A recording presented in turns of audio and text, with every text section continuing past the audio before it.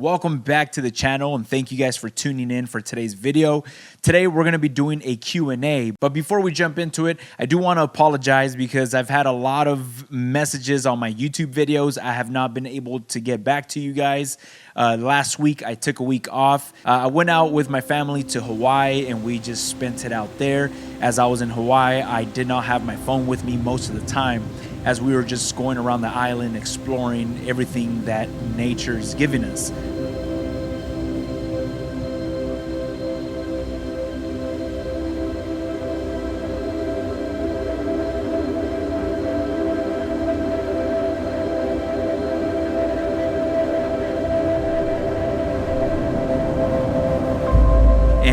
Most of the time I didn't have no reception. I was enjoying the beauty of nature and it was fun. I had a great time. The last thing I was thinking about was making beats or anything work related. I was just enjoying the moment with my family. So what I'm gonna do, I'm gonna go through some of these questions and hopefully you guys find some value in this. So I'm gonna start off with the first question that is from Connor. And a big shout out to Connor, since you are a supporter of the channel. I really appreciate the support. Thank you so much. So he's got 3 questions. I'm gonna start off with one of the questions, which the first question will be, how did I get started in making music or making beats? And how did I get that passion to make music? That's actually a great question. I'm gonna do my best to make it as short as possible, but this might be the longest one out of all the other questions. So the way I started making beats was way back when I was like, I think I was like 15 or 14 years old. Right now, I'm about 31 years old. So it's a while ago since I started making beats. And my older brother, he literally invested 10 minutes in me when I was a young teenager. And those 10 minutes he invested in my life changed my entire life forever. He was actually into editing videos, and when we were younger, my dad bought him an eMac computer. They weren't even iMacs, they were just called eMac computers, and he had Final Cut, and also, as you guys know, GarageBand comes included. So he just showed me, he's like, hey man, I don't really know how to use GarageBand, but you could just drag loops on top of each other, and he just showed me how to do that. It took him like 10 minutes, and I was like, oh, that's cool, you know, and I started dragging loops, piano loops, and drum loops on top of each other, and guess what? I was making beats. So I thought I was all cool, and I would export those beats. And when we were younger, we had like a group of friends and just make like rap battles, and we were just silly. But since I started making just loops and dragging them on top of each other, I was the producer and I was the beat maker. And so whenever we were rapping against each other, I would always be like, yo, I got a new beat. And that's kind of how it started. My name is Rafael Gomez with Mario on the beat that we're gonna play right now. This is the Fearless production. Hit it. I like this drum bit. Nothing serious. I wasn't thinking about production. Like, I didn't even know what was the definition of a producer. I was just dragging loops on top of each other. And as we were just playing around and having fun, one of our friends from the group, he was actually really good at rapping. Like, this guy was really good. There's a lot of crazy stuff happened in his life, and his flows, instead of being stupid and funny, he started getting very deep with his raps. I hear the spirit of the Lord saying, peep this. Hey yo, my flock says they want change but don't want to. They love the flesh too much, they'd rather do what it wants to. And I'ma call it out, cause you know I'm talking to you. Look, the temperature is cold or hot for you, there's nothing new. My flock got knowledge on the word, some of them read it and they teach it. Others go to places where specific speakers preach it, but like leeches, they suck up on the image, ain't that odd? They give the man the praise when he just does serve a God. From churches to synagogues, the Lord says there's a problem. And as he started getting very serious with it, I was the beat maker, and I guess his delivery began to not be funny anymore, and it started getting very deep and serious. So my production, I was like, man, that's cool, and I started getting more serious as well. Fighting this beast design, and what does it want to do? Just feast on his inner child, a savage, just causing damage like he was raised in the wild. Surrounded by all these wolves, only wanting to pull him down, like they want to just devour me. They got it out for me, but soon as I'm done with one, I run, and here comes the cavalry. Well, check it though, man. I started to get more curious on the backside of the CDs and read the little booklets, and I wanted to know who it was produced by, and I started seeing where this was mixed and recorded, at what studio. That to me caught my attention, and that's where my passion grew for making music. I remember Illmatic was one of the albums that I enjoyed listening to as I was a kid. And yeah, that was one of the albums that I opened up and I started reading the production credits, the recording engineers. And once I saw some of these names, I obviously went on the computer and started looking up these producers. So that's when my curiosity just grew right there. My passion started growing when I would hear these albums. My thing was, yes, the rap was cool, but I was more attached to the sound quality of some of these albums. I would hear the kick, I would hear the bass, the way the sample sounded dirty. And obviously, as I was using GarageBand, these are just clean loops. And I was like, man, how come my beats don't sound like that? Like, it sounds more lo-fi and mine just sounds perfect. So that curiosity drove me into seeing the type of machines these producers would use. Then I started looking into all these samplers and I began to just obsess over sampling machines. I was a little kid, I didn't have that type of money, but I would look at these samplers day after day. I didn't have no job, I didn't have no money, but I was obsessed with this machine. One day, my older brother, he's noticed how obsessed I was looking at these machines and getting into production, and he just straight up told me, like, hey man, you really want to get serious in this and you really like what you're doing? And I was like, yeah, I enjoy it, I love it. And that's when he proposed to me and he said, you know what, I'll purchase an MPC 2000 XL for you under one condition. Make sure you pay me back in payments. I was like, yeah, I'm down to do it. I don't know how I'll make some money, but let's go for it. I want that machine. And I remember exactly, like if it was just yesterday, how that experience was. MPC showed up to my house on it was actually on a Friday, which Friday we had church. And I was raised in a family that we do not miss church no matter what happens, which was crazy because I was like, shoot, man, this MPC is about to get here. And it showed up to the house about 4 in the afternoon. Church starts at 7 and we leave the house at 6. So I remember receiving the box. And as soon as the box came to the house, my dad was like, all right, let's go. We got to go to church. And everybody was all dressed up. And I was like, shoot, man, you know, when you get a new toy, you're like, I don't want to go nowhere. I just want to stay at home all day long and explore this unit. So I remember I just got dressed up. I grabbed the box and I took it to church with me. And as we were in the parking lot, I just stood right there, unboxed the MPC full of popcorn, bubble wrap, and everything was just a mess in the car. And I remember just pulling this MPC 2000 XL. And the first thing I did when I pulled it out of the box, I just looked at it and I was like, shoot, man, like, this is crazy. This is in my hands. This is a machine that I just inspired me so much as I'm studying some of these producers. And once I got that machine in my hands, that was it for me. That's where everything changed from, oh, I like making beats to I make beats. So I've always been making beats since I was 15 years old. Now, at a young age, when you're 14 or 15 years old, you have no girlfriend, you got no bills to pay, you got no responsibilities. All you got to do is go to school, do your homework, and go to sleep.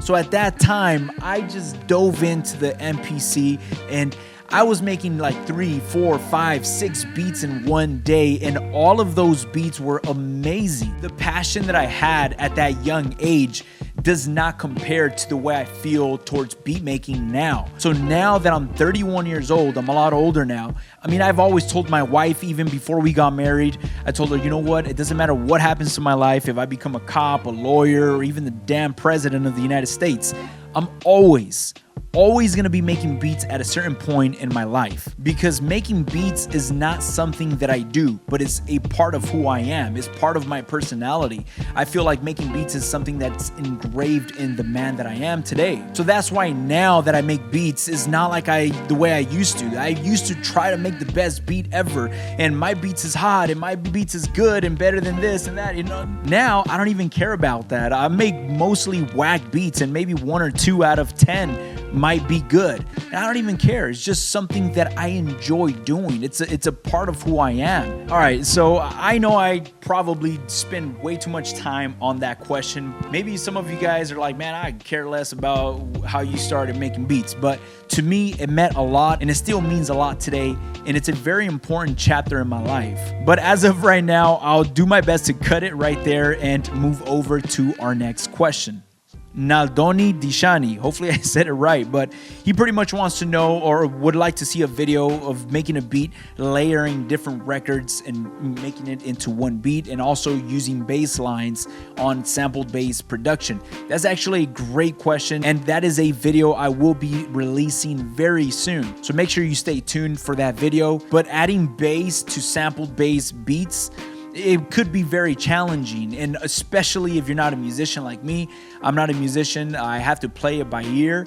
So I will be doing a video specifically on adding bass on sampled bass production. So make sure you guys stick around because I will be releasing that within the next week or two. Next question is from Jake. So Jake's question is, wants to know, where do I find my samples? What is my process of finding some of these samples?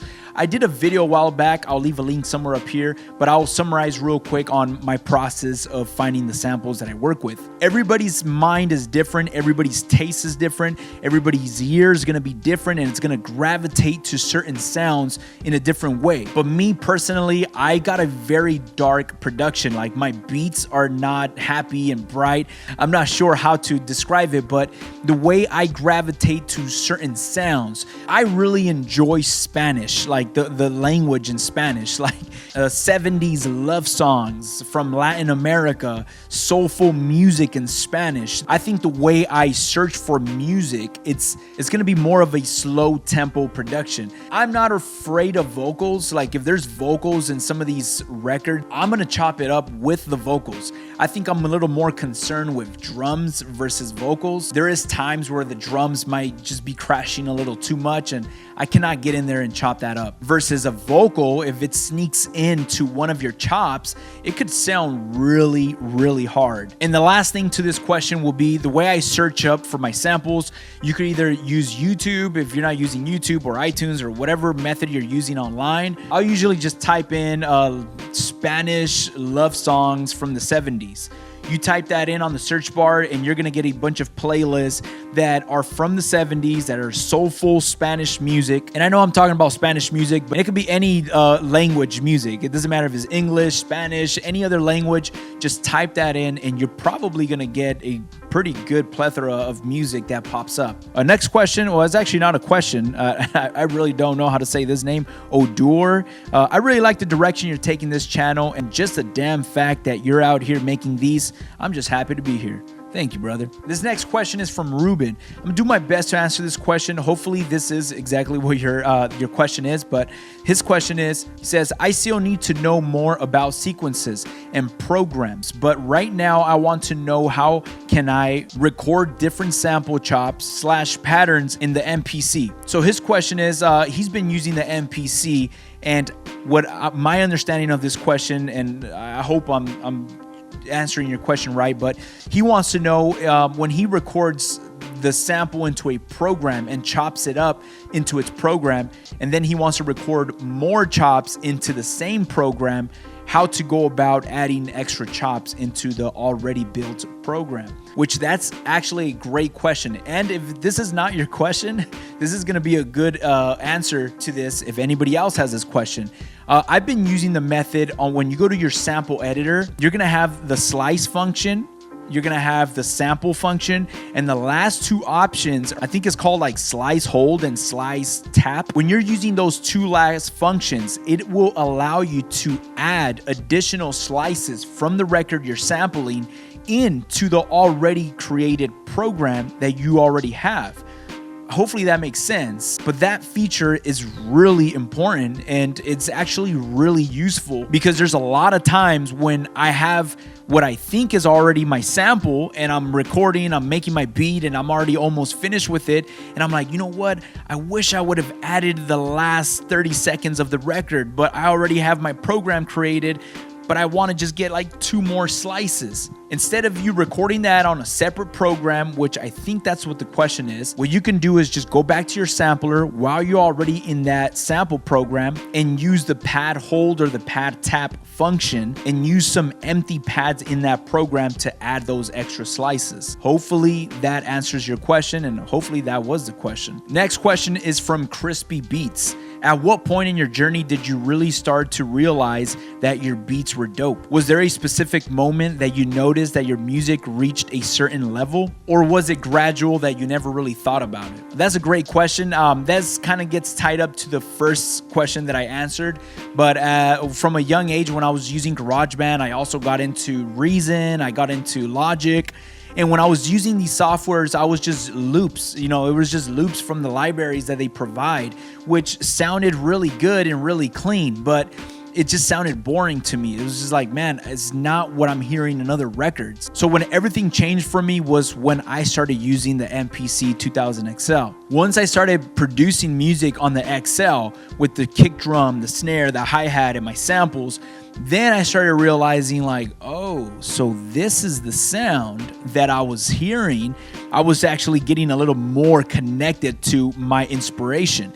Now, my records didn't sound nowhere near what they were producing, and that was when my production started sounding more of boom bap style hip hop. Now, it was not the machine that made my record sound better, but just me having that machine, listening to the audio quality that I was getting out of it, that kind of got me a little more serious. And obviously I started to look into production, and I just started listening to a lot of music, in a more serious way, if that makes any sense. Next question from P Beats. A favorite artist or beatmaker?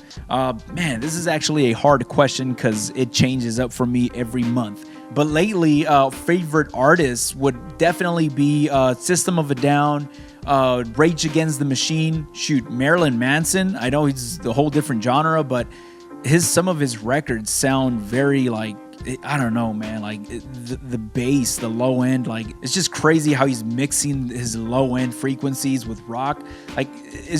I'm mainly gravitated towards the sound of that. I think it's mainly just the energy, the energy buildup that they have starting the song into building it up to where it is and then dropping it back down. The way to do that is so crazy. It's very subliminal. You really have to do it gradually. So I think in rock music, it does it very well, where there's so much energy that builds up, but it's like, man, how did we get here when we started here? So, and beat makers, when it comes down to beat production, I listen to a lot of music from Spain. Spanish hip hop, is crazy. If you guys don't understand Spanish, you guys are I don't know what they're saying. Listen to some Spanish hip hop music, man. They got some amazing production when it comes down to boom bap music. Definitely the Latin culture respects the boom bap sound. And still today in 2021 or 22, boom bap music in Latin America is popular music, and do not take it lightly. And for our last question will be from Next Chapter, the Turntablist. This question is best machine under $300. Man, that's a good one. I don't know. I think I would probably, I know Novation has a sampler they just released, but I think it's $400, so it'd probably be $100. That's actually a great question. Anybody watching this video, let us know down in the comments any suggestions you guys recommend with any sampler machines for about $300 price range or under. Let us know what machines you guys recommend. I'm curious to know because myself, I haven't done my research and looked up any machines that are around that price. But yeah, any other, if you want a standalone machine, I'm not sure. Let us know down in the comments. But if you want just a MIDI controller, the MPC Studio Mark II, I actually have it right here.